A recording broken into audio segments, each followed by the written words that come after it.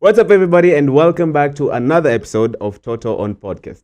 Side note, I know you usually say that we do this podcast for kids, by kids, to kids, and everyone in general. Well, we do. But still, the only reason I'm still doing this podcast, because I know some of you are asking, Eric, you are 18 years old. Why are you doing a podcast for children? Well, in the words of our very able director, Mr. Caleb Mugane, he said this and pointed out something really important. We do this podcast because we have a passion in giving children a voice and making children tell their stories. So there you have it. Another reason is, if it wasn't me, do you prefer we take a child in Kenya with our very own CS of education? You know him, a very good, smart, educated man. We take a student from school to come and host a podcast. Do you prefer that? Do you? Anyway, guys, my name is Eric Namai, and I'm your host for this particular podcast. Today we have two of the best guests I've had so far in this podcast. I'm going to let them introduce themselves in a while, just to tell us a little bit of what they do, where they're from. I'm going to start with my father's right. Yes. Just small introduction of yourself, where you come from, what you do. Yeah. Okay. Hi guys, my name is Afeni Njuki and I am a child and environmentalist activist. I am still in school, but thank you, Eric. Mm-hmm. Welcome. Now to our, that's farthest, nearest. Right. Hello, my name is Danelle Wambui and I am a therapist. I'm Kenyan and I'm glad to be here. Yes, you have to establish that you are Kenyan, because I'm also Kenyan. I'm partly French. Watcha. Thank you for sharing. We've been planning for this ever since January. Zanel was supposed to be here from January. January. Afeni, we just made a phone call. Yeah. And she came here. Thank you guys for being a part of the show, by the way. You're welcome. So, the conversation of today, as I said, is quite interesting. I've never done this before. I asked Zanel what she would like to talk about, and then she immediately went on boundaries. Yes. We're going to talk about boundaries, right? You guys want to talk about boundaries? Yeah. I want to talk about boundaries as well. So we're going to talk about boundaries. What exactly are boundaries? How do you set boundaries? Can a parent and a child set boundaries? And what are the importance of establishing boundaries in friendships, in families, and all of that? And also, what is the importance of the upbringing of a child as they grow up and knowing that they have boundaries? How does it help them? And thank God we have a therapist in the room, and also young people representative. Okay, so I'm going to start with this quote. There's this really interesting phrase that I read. One of the most interesting phrases I've ever read in my life. Not really, but still. It says, there it is. It says, boundaries are limits and rules that, I lost it. Boundaries are limits and rules that one sets in a relationship or friendship. In relationship here, we mean the relationship between a parent and a child, right? So I don't know, how do you guys feel about that statement, especially Zanel? For me personally, I feel like boundaries are the best. And boundaries are what give people autonomy. And they just basically start the whole process of identifying who you are. Because like when you set boundaries, you kind of need to know who you are. Because you can't tell someone not to do something if you don't know what you like or what you don't like. So basically, for me, boundaries are important, especially for children, because they teach the children how to interact with other people and the environment in a healthy manner. So it's really essential in that aspect. In a healthy manner. So basically, just the limits and the rules that we set for ourselves when we know ourselves, right? Now, let me ask Afeni. Do you have boundaries? Well, of course you do. But when you set these boundaries, of course, I understand the fact that when I was a child, there are some things my friends would come and tell me, and I would be like, yeah, okay with it. But then now that I'm a bit grown up, they can't come and tell me the same thing. And probably I'd be like, no, some things shifted, some things changed. Yeah. We're not doing the same things anymore, right? So how did you come up in establishing your boundaries around your friends? I feel as though it's been a long time because it's journeying from one point of my life where I perceived myself as naive and being a people's pleaser. And I feel like every other person goes through this phase, yeah, where you feel as though you have to reach a certain aspect or boundary limit to be able to see everyone happy around you. And it's when you're like needy for that attention. And so when people don't understand how to get inner love first before like expressing how they feel to other people, your boundaries are never committed and set. So I experienced like heavy boundary stopping when I fell off with my friends. There's a time I had like one big a big circle of friends, yeah. Sorry. Group of circles. Yeah. So my big circle of friends, we would hang out every time. But then somehow when you just start dividing yourself like twos, you know what I'm saying? Yeah. So every other person is just like vibing with my certain buddy. And lies just started spiraling. And then we never became a proper sisterhood. It now became like sisters. Yeah. It is now a competition from like one end to the other. And the lies, I don't like people who lie. Personally, I love honesty. So when the whole thing just like escaped and it became a big thing, we're lying to one another, I'm not being treated like a person, my trust is being betrayed, I was like, I had to leave. Yeah.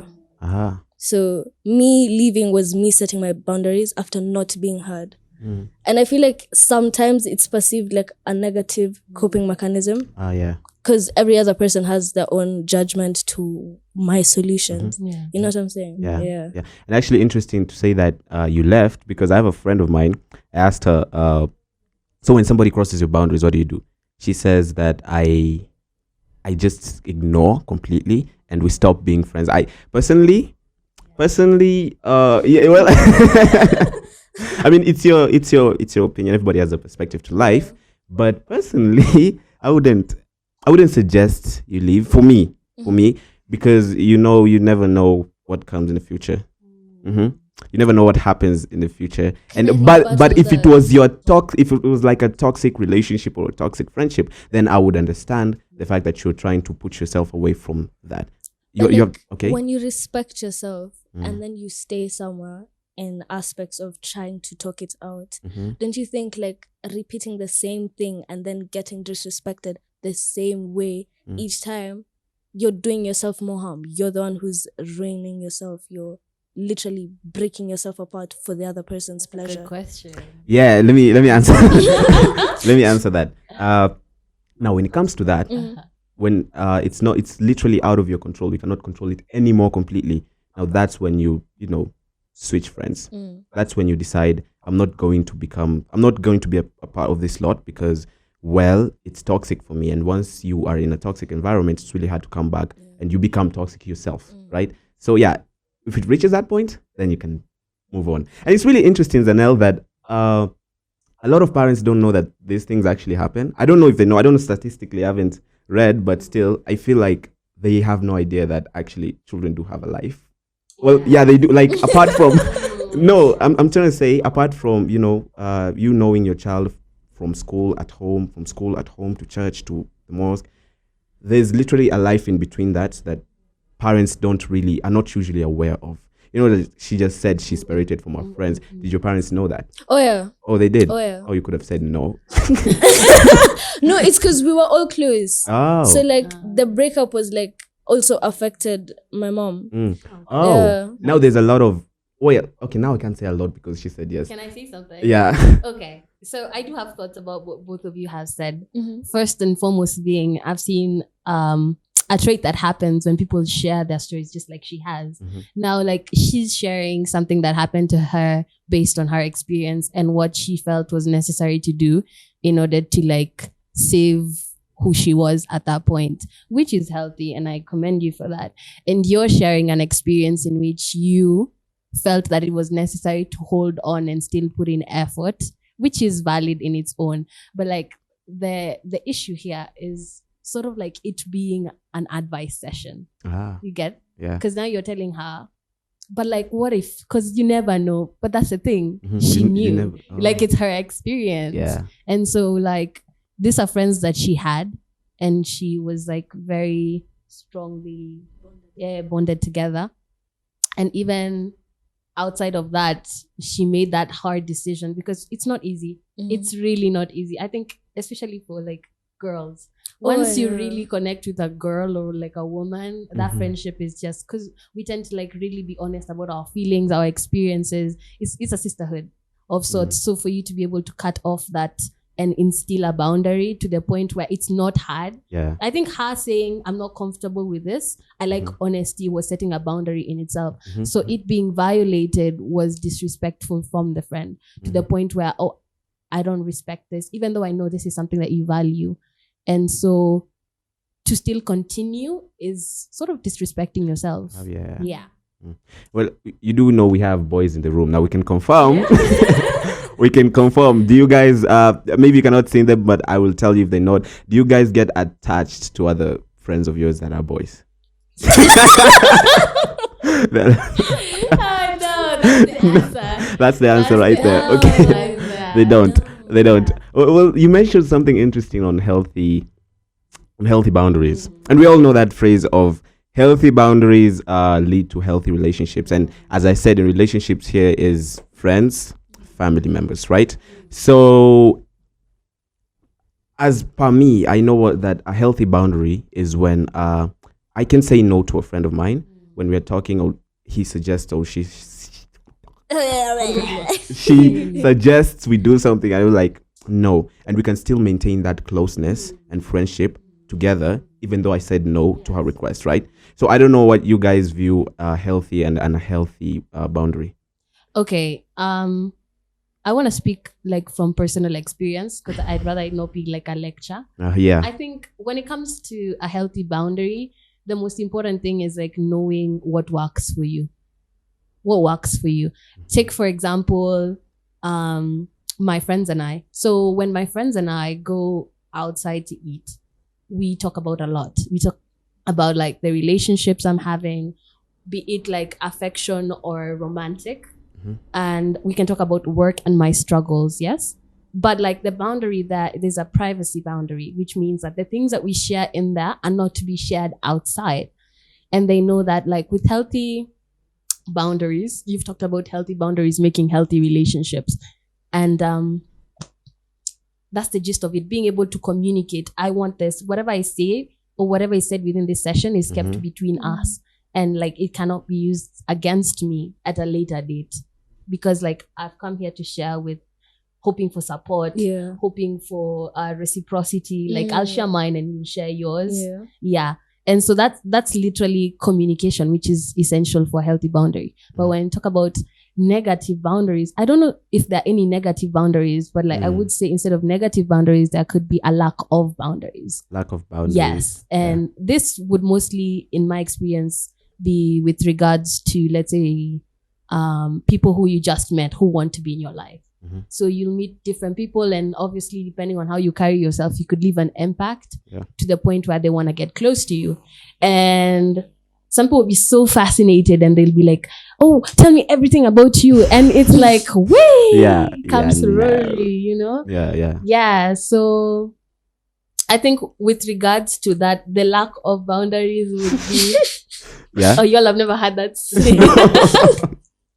I think just like being an example of lack of boundaries would be like oversharing, like we just met, and like a trauma bond. Yeah, or just like we call it emotional vomit. Yeah, so you just like emotional vomit. Yeah, emotional. Right, like you sit down with someone and I'm like, oh my days, this happened the other day, and I felt like this.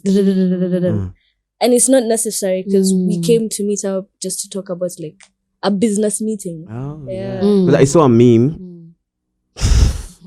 I saw a meme that said once, well, it was a video meme, but I'll just read it. It said, me and sharing to people, I only share to me, myself, my best friend, and the stranger who looks kind of cool. Like, and I get the aspect of a sharing, you know, and you have to say no to yourself. There was an interview for Kipchoge. He was saying, he was being asked, what's your daily routine of vitamins and all of that stuff, and then he said, the only vitamin that I use that is really good is vitamin N. And I was like, wait, vitamin N? Like, yeah, vitamin N, like vitamin no. Like, you have to learn how to say no and when to say no, right? Yeah. And lack of boundaries, you can't say no to somebody. You're a people pleaser, as Afeni said, right? Now, Afeni, let me ask, in your group of schools, in your group of in the schools I've been to. Yeah, in your group of friends, in your schools, like, I know there's an aspect of peer pressure and all of that, right? But as I just said right now, how hard is it for somebody to say no? Like, when do you know how to say no or when to say no?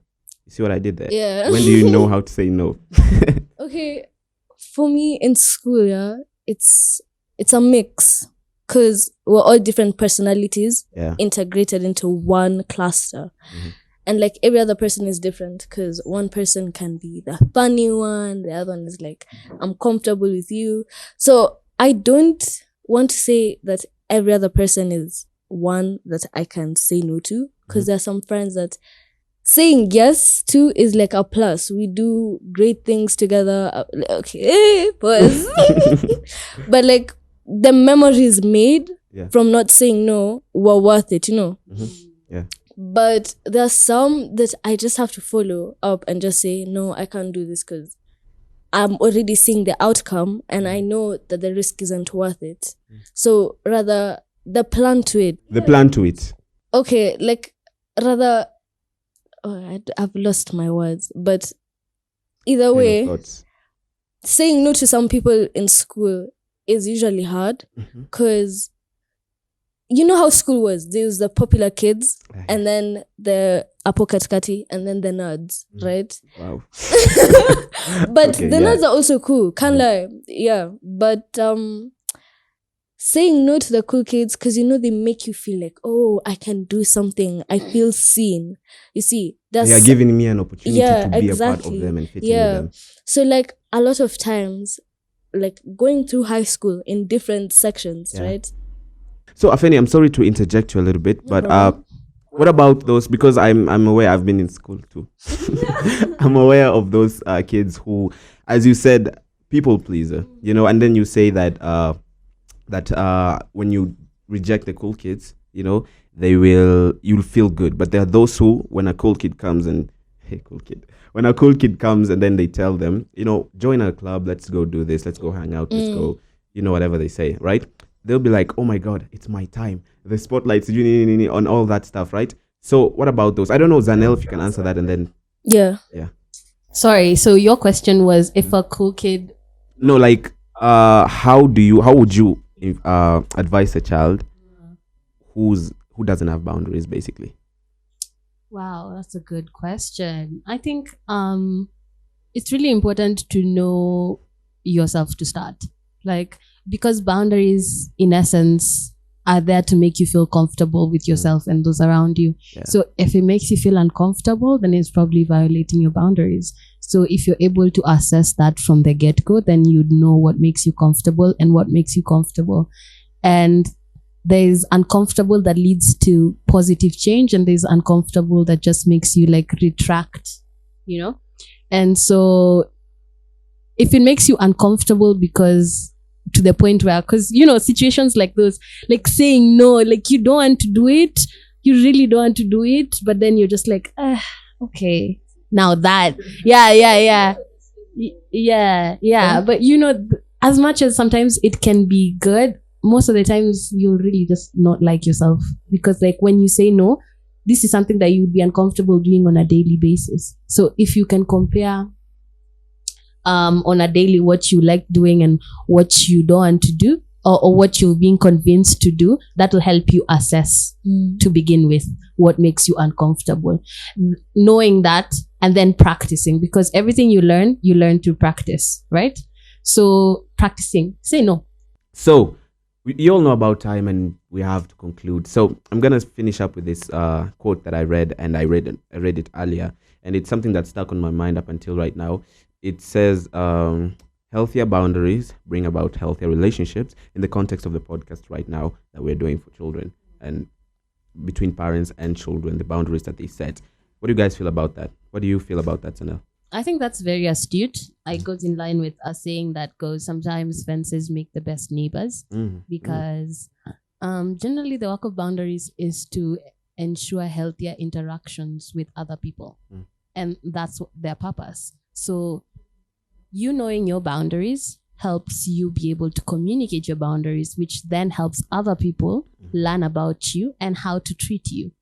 And even the parents, exactly, and the child and the children to the parents exactly as well. So I feel like with regards to parents, it's important that they teach their children and allow their children to be independent of them to start. And that, because once the parent respects the boundaries set by the child, and the child knows it's okay to set boundaries with other people regardless of their age and their status, and they can be able to continue that with all of their future interactions, which will then build healthier relationships going forward. Yeah. What about you, Zanel? Oh, sorry. I'm so sorry. I said, what did I say? Oh, I said, I said healthier relationships, healthier boundaries bring Make about healthier relationships. relationships. And that's when she said something about Sometimes fences make the best Yeah, neighbors. what are your thoughts around that? I mean, that's true, because respect has to be earned. And for it to be earned, it's by you saying yes and no, or rather no, to what makes you feel uncomfortable. When you have someone stepping on like your back just to be like, oh, do this with me, please, please, please, it becomes like a burden. And you as a person, you already have your problems. You already have things that you're going through. So like having other people's problems on your shoulders, yes, it's good to be there for people. Don't get me wrong. But like, are these people also going to be there for you? Oh, yeah. Wow. Thank you, guys. That was the podcast today. That's all we have for you today. I hope you learned a thing or two about boundaries. You understood how you are supposed to set boundaries. What are the importance of boundaries between children and apparent relationships, and even friends' relationships with one another. Thank you guys for tuning in. See you on the next episode.